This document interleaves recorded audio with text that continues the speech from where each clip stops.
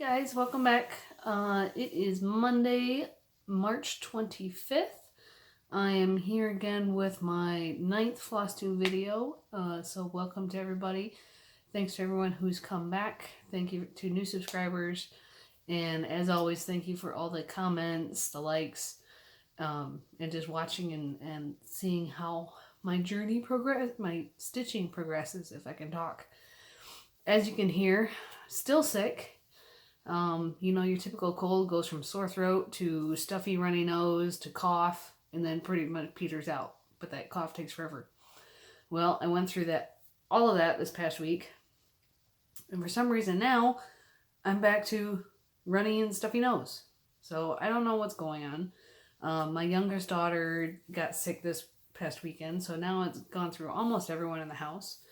Husband still hasn't gotten sick, and I'm trying to keep it that way. But we'll see if his stronger immune system prevails or not. So, thank you to everyone who watched last week. I know my video, while informative, may not have been completely easy to follow. There were some things that I forgot to say due to my cold, and I just wasn't thinking well. Some of those I'll mention later on in today's video. But, okay. Let's get to the stitching. As you can see, there is a big finish from the title of the video. So you'll see that later on. So last week in the School of Magical Stitches, the homework was to work on the classes. You had to do at least 3 or 5 of the classes. They were Arithmancy, Study of Ancient Runes, Care of Magical Creatures, Divination, and Muggle Studies. And because I was sick with a cold, I didn't really want to put that much thought into it to try to fit my most common whips into the classes, because there was a lot of, like, I can't even remember what's approved, what's not approved. So that's one reason why we made the cheat sheet, both for all the students to see what's approved and what's not approved for their classes, and also to make it grading easier on the prefix. So instead of doing that, I pulled out a whip that was a UFO, the class schedule Sal by Armada Designs, and I worked just on the frames. So as I showed you last week, I already had 7 classes done, and so for each class you had to do 200 stitches, minimum 3 classes, but you could do up to all 5 classes for extra points for your house. So I did 1,000 stitches. I almost finished 4 frames, and because this was so boring, I said, no, I'm not even going to finish that frame. I'm putting it back away. We'll see what happens later with it, if anything. So there's 1,000 stitches. Those frames are 60 by 60, plus with the little blips in the corner. So that was done. I did that Monday and Tuesday. Wednesday, I pulled out my whip for the extra credit of Sirius Blackwood's frames, so work on something that's frames only. So I pulled out the Haunted Mansion Stretch Portraits. This is by Good Morning Maui on Etsy. I'll put a link below to her shop. And you had to work 500 stitches only on the frames. So I did 500 on that frame. The height of those is 95 stitches, and that's 4 stitches wide. So there's 500 stitches, and as you can see, I didn't even finish. I didn't finish the length of thread I was working on, because again, boring as all get out. So I did what I had to do, and I got the credit, and then I went to what I really wanted to work on this past week. Now, last week I went through all the math explanations on how many stitches I had to do to complete Moon Hare by the end of the month. In past videos, I showed you the PVC frame that my husband helped me make for my supersize new start, and I told you I wasn't starting it until Moon Hare was done. Well, there's another piece of information that I totally forgot to give you last week in regards to when I was going to finish Moon Hare. So you thought I just wanted to get it done by the end of the month. So there's the design. Stitch count is 196 by 252. And I was trying to finish up these two partial pages down here. So, it's done. The crucial piece of information that you didn't have, that somehow I completely forgot to tell you guys, is that tomorrow, the 26th, is my birthday. I will be 38 years old, and doing all that math, trying to figure out how many stitches I had to do to finish Moon Hare by the end of the month, another part of my brain is thinking, well, what if I can finish it by my birthday so that I can do a new start for the supersize piece? So, yeah, I finished it before my birthday. And not only that, I finished it on Saturday. So I still had a few days grace to fit in there. Plus, my math wasn't entirely correct because, as you know, I feather into the pages, and not in any logical way. I just take whatever colors are going in and finish up lengths of floss. So my math was off by about 500 stitches. I didn't think I feathered that much into it, but okay. So let's see, as a recap, I started Moon Hare the 15th of January 2017. Prior to the beginning of this year, I worked on it for 50 days. And in that time, I did the top row, so 2 full pages, a partial page, and the full page in the middle on the second row. So 3 full pages and a partial page in 50 days. And then I started this year working on it every single day for Full Coverage Phonetics 90-day challenge, and I finished the rest of it. In January, I stitched 7.6, 7,600 stitches on it. February, I stitched 6,700 stitches on it, and in March, 7,700 to finish it up. So that was 82 days into 2019 for a total of 132 days worked on this piece. And also in Magical Stitches, Friday night into Saturday, Vicky and Kate gave us another pop-up event for the night bus. We had to board the night bus, and it was going to be party like 1999. So for every 1,999 stitches, our house will earn 3 points. But I was in the middle of trying to finish this, and I wasn't about to put it down to pick up a piece that could get me a whole lot of stitches toward my house. So I just kept going, and then that made my determination to finish it before my birthday. Well, then I had to finish it before the night bus event ended. So, hold on just one second. Okay, I'm back. You ready to see the finish? I gave it a bath and ironed it.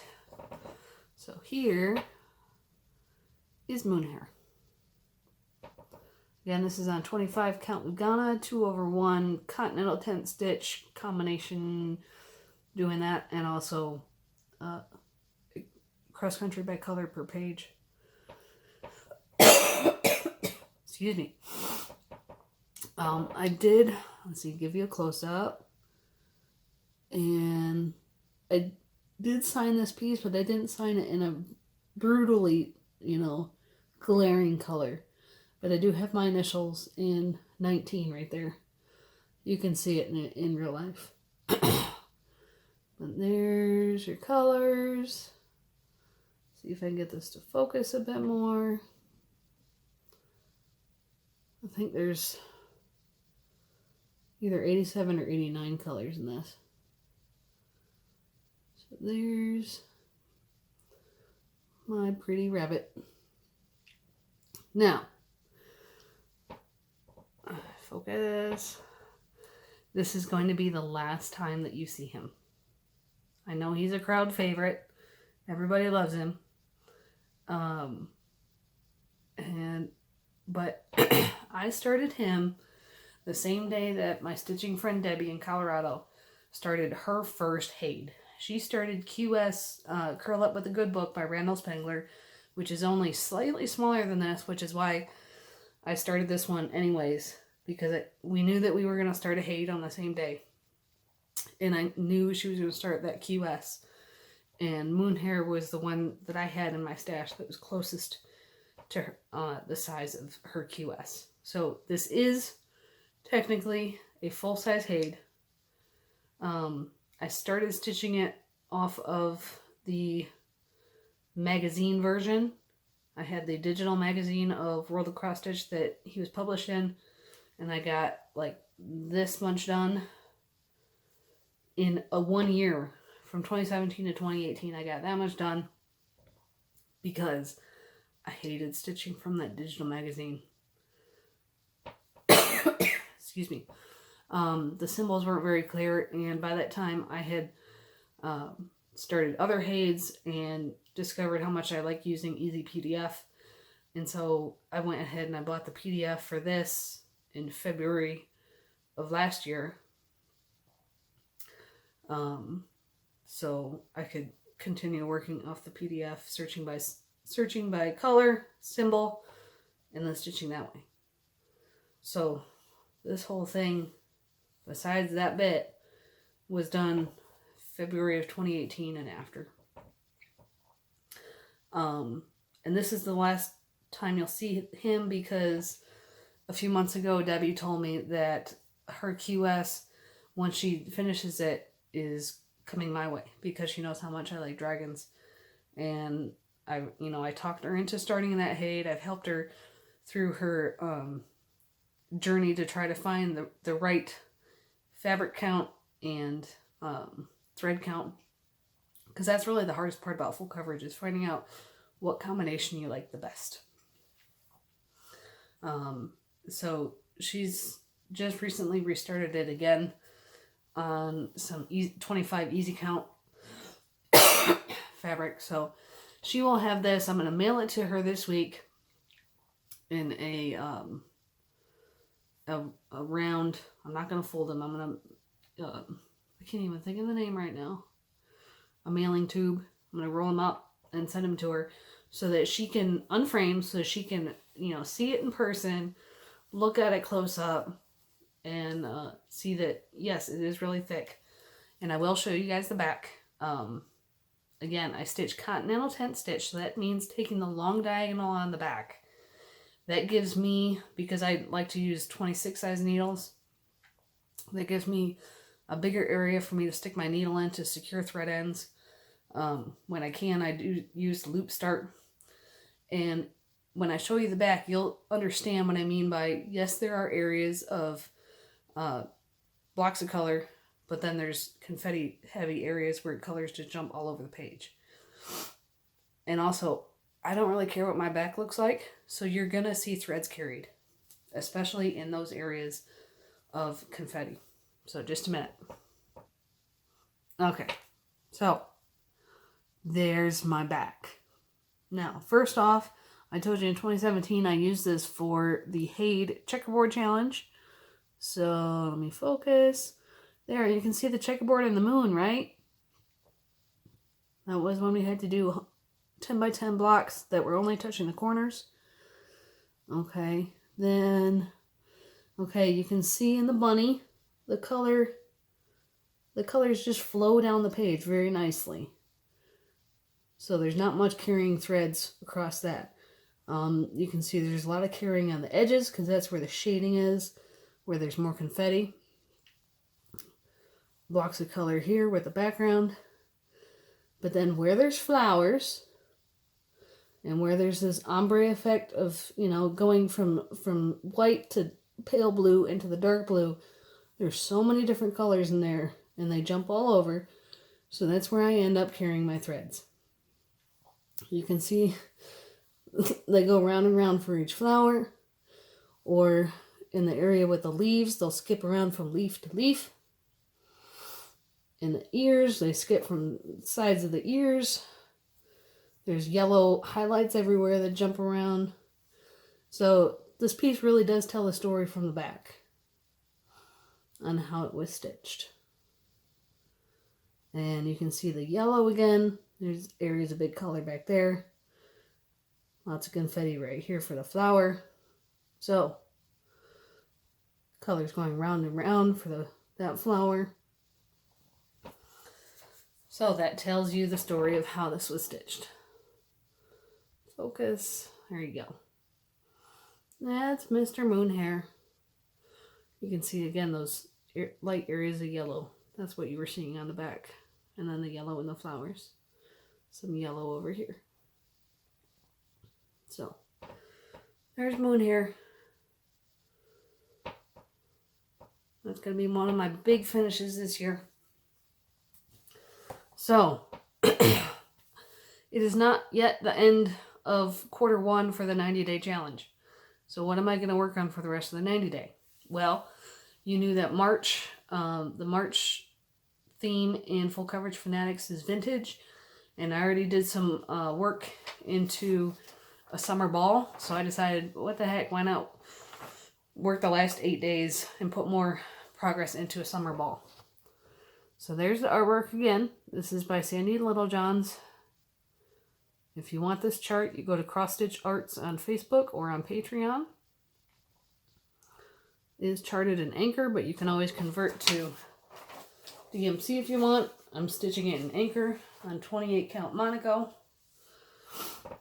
So prior to picking this up yesterday, I had finished this girl in the blush pink, and I had started just a little bit of this dark blue here. Well, then yesterday I finished up the blue dress. And then this week's homework in School of Magical Stitches is boggart. So you have to stitch on something you love and stitch on something that's scary. 500 stitches each. There is no need to get approval for any piece. This is completely subjective this week. So whatever you love, whatever is scary to you. So I've already started down here. This is going to be something that I love because, again, I don't like to waste my stitches. So I'll do 500 on this piece for something that I love. And then as I continue the rest of March, keep working on this every day. One of the ultimate stitching tasks is that Lily and James began dating in the 7th year at Hogwarts.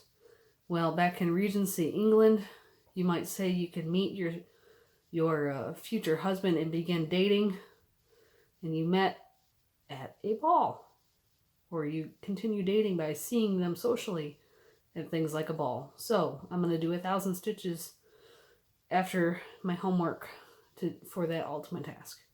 And it should go fairly easy because there's not much confetti in this piece. So that is a summer ball. We'll work on that the rest of March.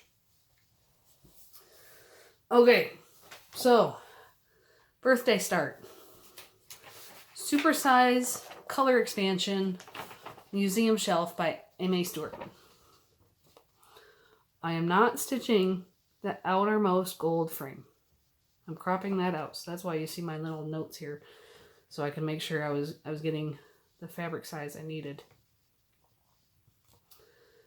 So this has 125 colors. I have not seen anyone stitching this version. I've seen the mini, I've seen the regular, and I've seen the supersized max color. I have not seen anyone stitching the color expansion. I'm not ready for max color. I want the detail for it being supersized so you can see everything. So that's why I decided to go with the color expansion. Currently, there is not a version that is just supersized with regular amount of colors. So I chose this one. Let's see, what else was I gonna say? Oh, something that's scary for this week's homework. Scary because this is my first supersize chart. It is color expansion with 125 colors, so that's scary. And other people that I've seen with this as a whip, most people, you know, start top left. So I've seen this both in the regular, the mini, and the supersize max color version. And someone else is starting over here. So I'm going to be starting down here by the dinosaurs. So hold on just a minute. Okay, we're back. Now you saw the PVC frame. It is completely different once you add the fabric to it. Now, as a reminder, the frame is 48 inches wide. It is 10 inches tall. 1/2 inch PVCs with Q-snap clamps to secure the fabric, and then it's rolled like a scroll, and the sides are attached to secure it that way. And I also have side tensioners from Hade to give it some more tension pull it tight on the sides, because once you roll it up and secure it, it's hard with just Q-snap clamps to keep it that tight. So here we go. There's the full size. I will not be able to get it all in one shot. When I put this on my queen size bed, it is almost as wide as my queen size bed. This is 25 count, easy count. Now, you remember, I'm not stitching that outer gold frame. So instead, my dimensions on this are 947 wide by 672 high. And again, because I'm not stitching that outermost frame, you know, the bottom row on a Hade is always partial pages anyways, most of the time. Well, because I'm not stitching that outermost frame, it's even smaller. So, let's see, focus right here. That's going to be my corner. And there's the top of the page. And there's the side of the page. So my first page is only right there.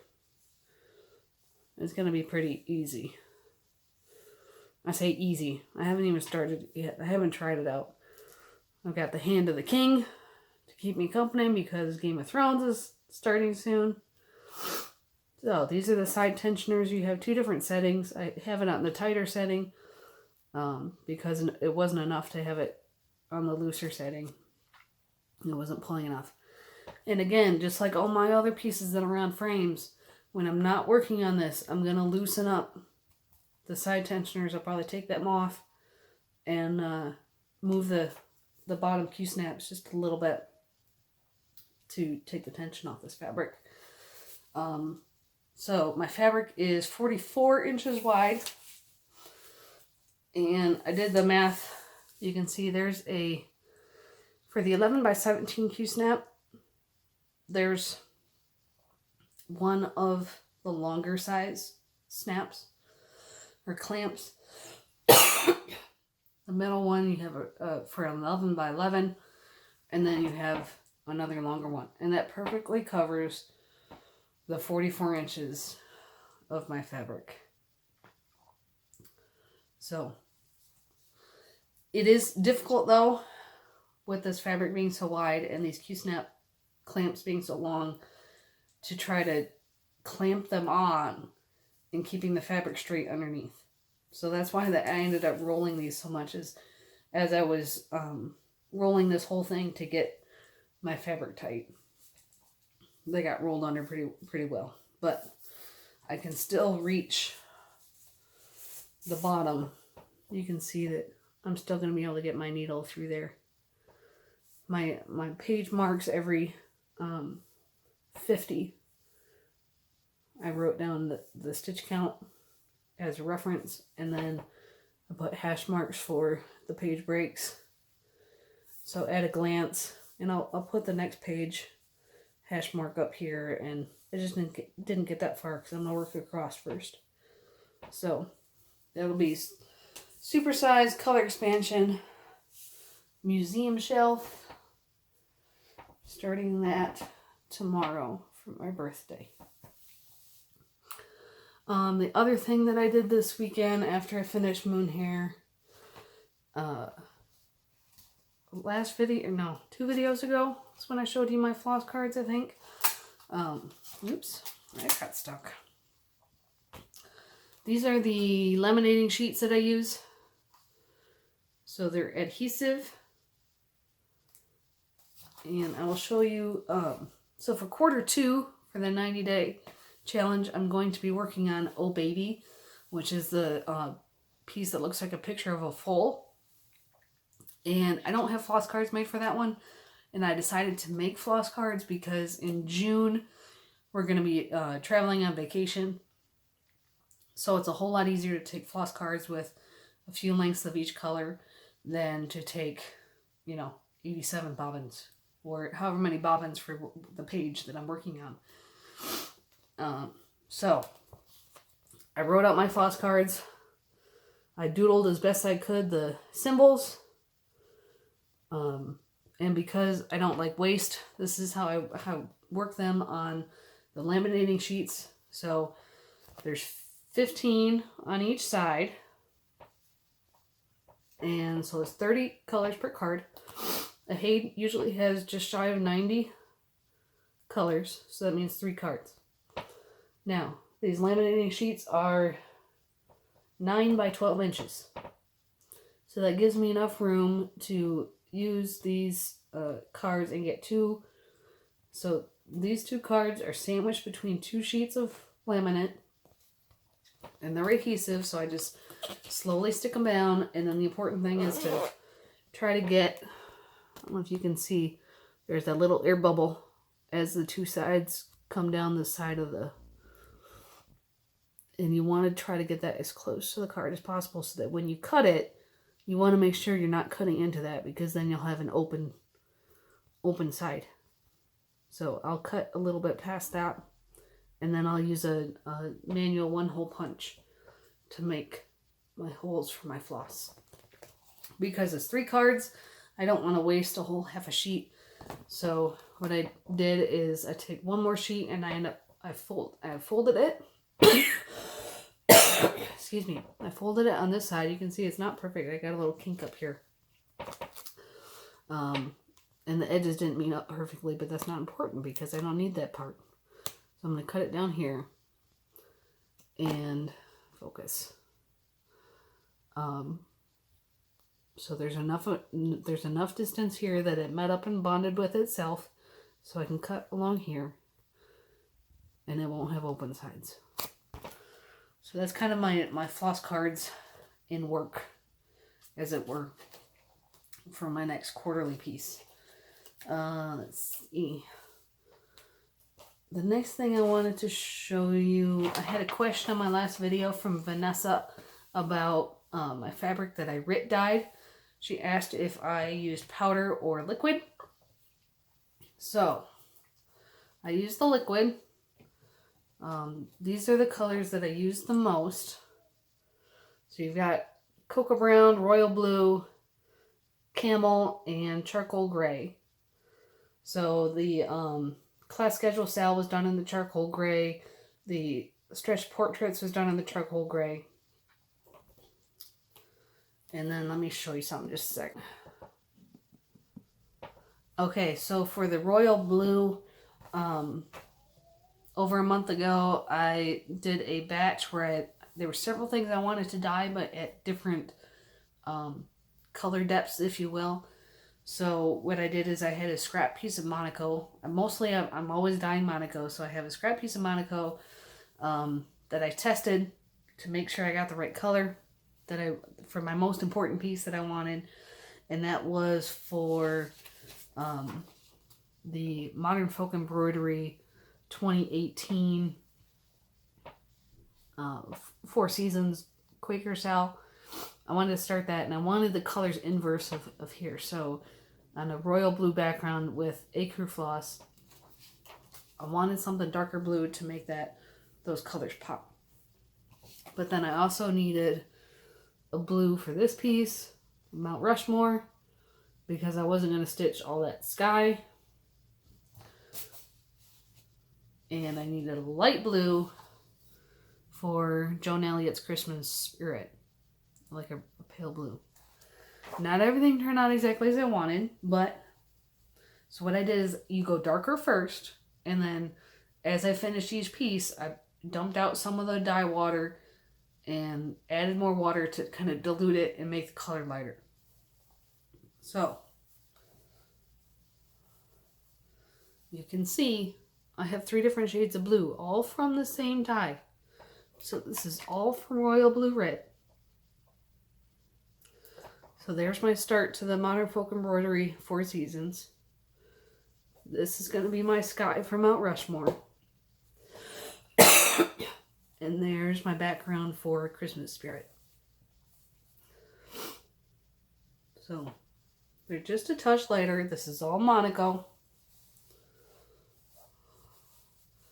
You got to keep in mind that when your fabric is still wet, it's going to look darker than this. And it lightens up when it dries. I followed the tutorial by Farm Girl Michelle Rudy, and I will link that below. Important things to do is to wet your fabric with plain water before you put it in the dye. And that is because, I don't know if you'll be able to see it. If you don't, you could get fold marks where the dye takes just a little bit deeper than the rest of the fabric. I started getting it on one and I kept dipping it to try to get rid of it. So you wet your fabric first and you scrunch it up,